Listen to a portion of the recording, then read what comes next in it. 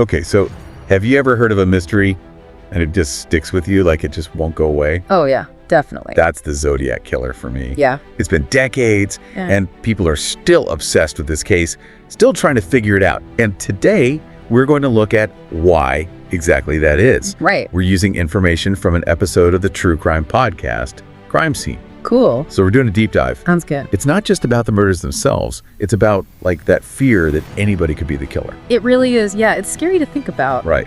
It is. So let's just start with the basics, the facts of the case. Okay. The Zodiac was active in Northern California, specifically the Bay Area, like San Francisco. Right. And this was back in the late 1960s and the early 1970s. 5 victims have been officially linked to him. Yeah. But the Zodiac himself claimed that he actually murdered as many as 37 people. That's insane. Just think about living back then and not knowing if, like, the guy next to you on the bus or in the grocery store is a serial killer. Exactly. Like, how do you even function? Right. And then on top of that was how the Zodiac communicated. Oh, yeah. He sent all these cryptic messages and codes to the police and the newspapers. It's like he wanted the attention. Yes. He was playing games with them. Totally. And it worked, too. Absolutely. This one code, the Z340, I've heard of that. it was sent in 1969. And to this day, nobody has cracked it. Really? Yeah, I think that really shows how much he wanted to be in control of the whole situation and, like, show off how smart he thought he was. Like, he was smarter than everyone. Exactly. And that's something we see in other serial killers, too. Yeah. The BTK killer, for example. Interesting. Yeah. So speaking of clues and stuff, there was this one guy, Arthur Lee Allen. He became a prime suspect. Okay. He had this watch that was like the Zodiac's watch, and there were some connections to the victims, and his handwriting even looked similar to the Zodiac's writing. So was he ever charged?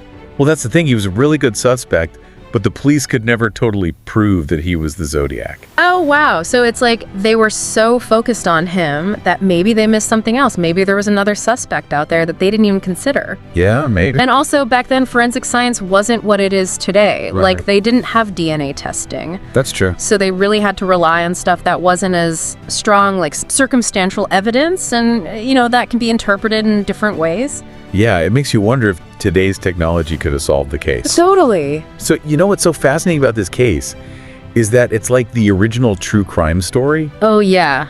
Like, it has everything you see in, like, movies and TV shows today. It does. The murders, the mystery, the codes.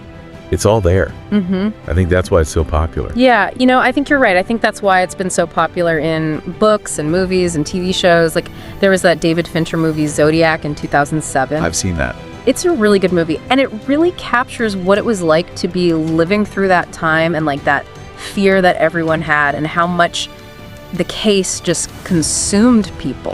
I mean, everybody wants to know who did it. It's a mystery, but it's also kind of scary, too. Yeah, It's like a reminder that we don't always get the answers. That's true, and sometimes these things just stay unsolved. Yeah.